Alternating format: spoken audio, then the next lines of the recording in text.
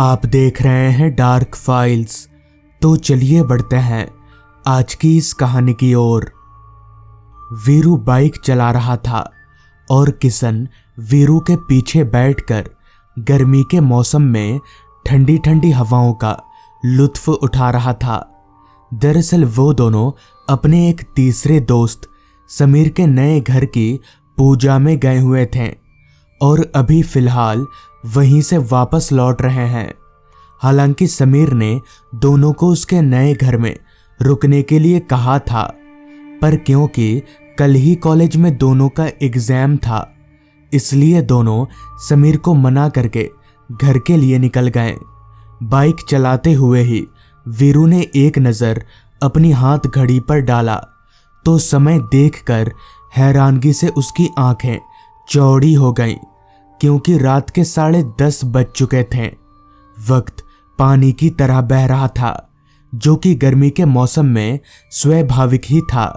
वीरू अभी बाइक चला ही रहा था कि तभी पीछे बैठे किशन ने कहा, समीर ने घर तो बड़ा अच्छा बनाया है, मगर बहुत ऑफ एरिया में क्यों?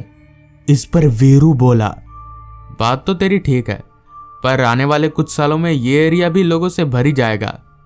दरअसल वो दोनों ऐसा इसलिए बोल रहे थे क्योंकि फिलहाल वो दोनों जिस रास्ते पर आगे बढ़ रहे थे वो रास्ता दोनों तरफ से जंगलों में घिरा हुआ था। उस रास्ते पर ना तो कोई स्ट्रीट लाइट जल रही थी और ना ही कोई आदमी नजर आ रहा था। बहुत देर से उन दोनों को कोई दुकान भी नहीं दिखा था जहां वो दोनों थोड़ा ब्रेक ले सकें, मगर ज्यादा देर तक ये परेशानी टिकी नहीं। थोड़ा और आगे जाते ही उन दोनों को सामने की तरफ एक छोटा सा फास्ट फूड का दुकान नजर आया। उन दोनों ने सोचा क्यों न यहाँ थोड़ी देर रुककर कुछ ठंडा वंडा पी लिया जाए, लिहाजा उन्होंने अपनी बाइक को ठीक उस दुकान के पास रोका और दुकान के अंदर चले गए।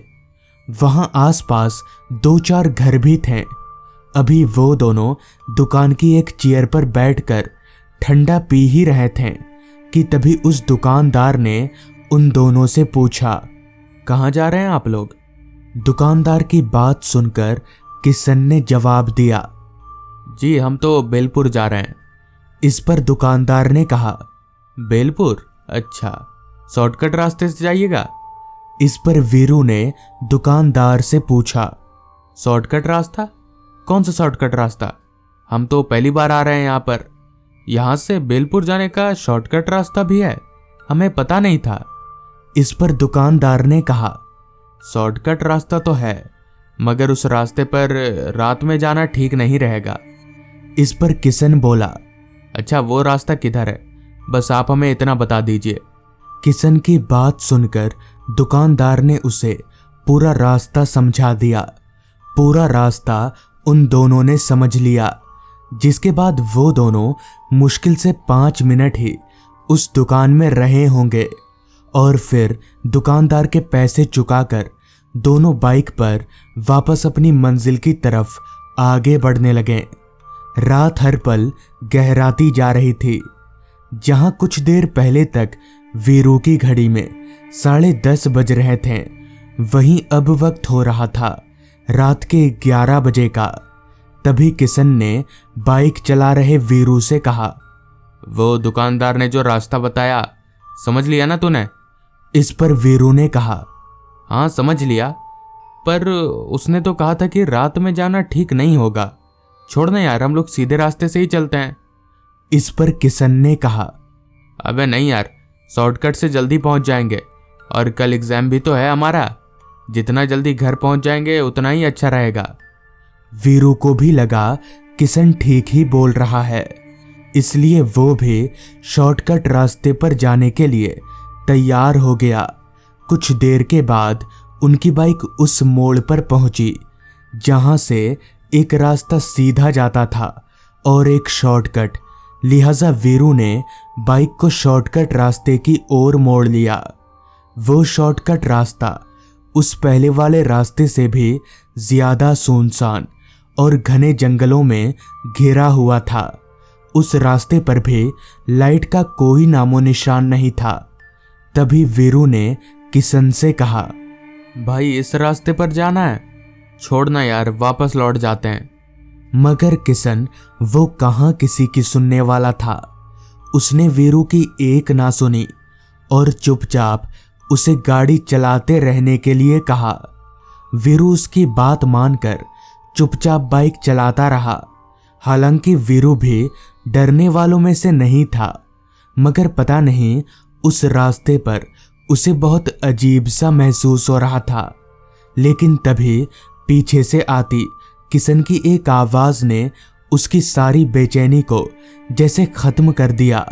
वीरू वो देख, इस रास्ते पर किसी का घर भी है और तू इस रास्ते से आने से डर रहा था।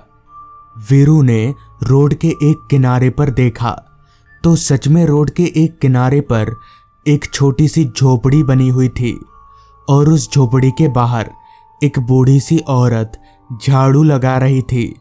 ये देखकर वीरू मन ही मन में मुस्कुराया और सोचने लगा कि वो कितना डरपोक है। छोटी छोटी बातों में वो कितना डर जाता है। मगर वीरू को एक और बात ये भी अजीब लग रही थी कि आखिर ये बुढ़िया इतनी रात गए अपने घर के बाहर झाड़ू क्यों लगा रही है। आमतौर पर तो झाड़ू शाम को लगाया जाता है।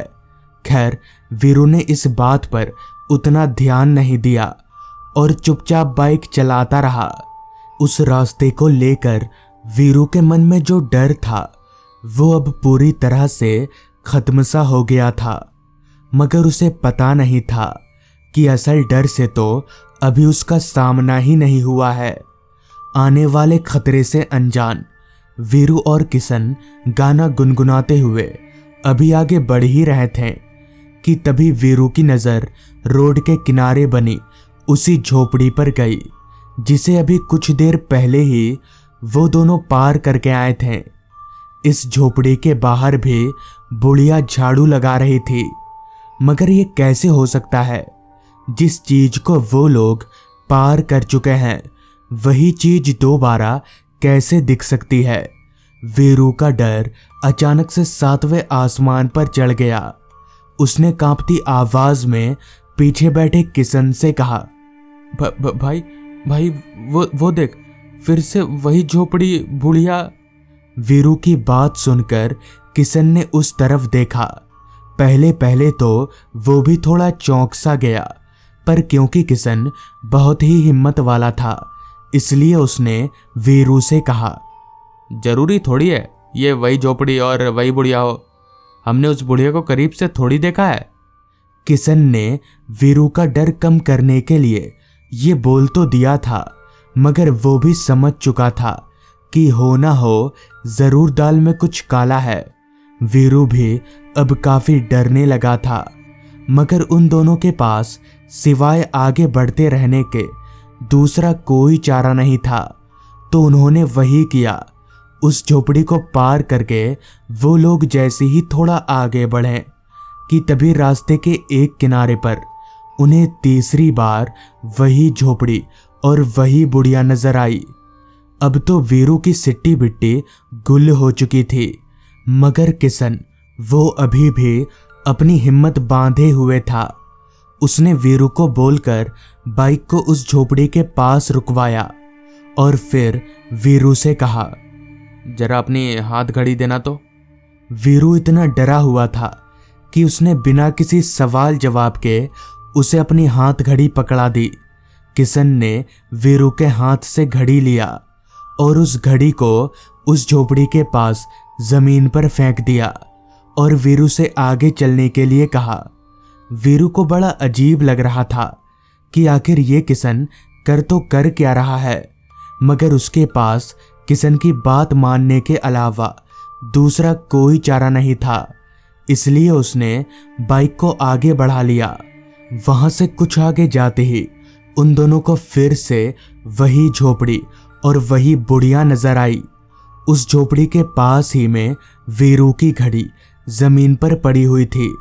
वीरू ने अपनी घड़ी के पास बाइक रोका और बाइक से नीचे उतरकर किशन घड़ी को देखने लगा। किशन ने जब घड़ी को हाथों से उठाकर वक्त देखा तो रात के 12:05 हो रहे थे। मगर अजीब बात तो ये थी कि जब उसने घड़ी को जमीन पर फेंका था तब भी वक्त 12:05 का ही हो रहा था। किशन समझ गया कि वो लोग छलावे के जाल में फंस चुके हैं और अब उनका वहां से निकल पाना बहुत मुश्किल है। तभी किशन ने वीरू से कहा, देख तू डर मत, बस तू बाइक चलाते रहना। मैं जब तक बाइक रोकने के लिए ना कहूं तू बाइक मत रोकना।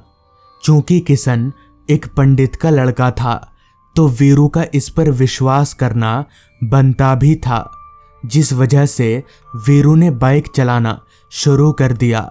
वीरू ने जैसे ही बाइक चलाना शुरू किया तभी किशन ने अपने शर्ट के ऊपर वाले जेब से भभूत की पुड़िया निकाली और भभूत को रास्ते पर थोड़ा थोड़ा छिड़कते हुए मन ही मन कुछ बड़बड़ाने लगा।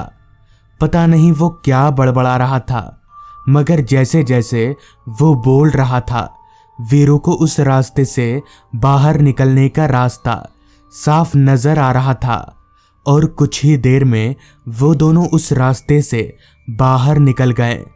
और इस तरह से उस रात किशन की समझदारी के चलते दोनों की जान बच गई। मगर वो रास्ता कहते हैं कि उस पर अभी भी छलावों का राज है और रात में उस रास्ते पर कोई नहीं जाता। तो दोस्तों, ये थी आज की कहानी। अगर आपको ये कहानी पसंद आई हो तो चैनल को ज़रूर सब्सक्राइब कर लें। तो मैं आपका दोस्त आर्यन जल्द ही मिलूंगा आपसे ऐसी ही एक कहानी के साथ।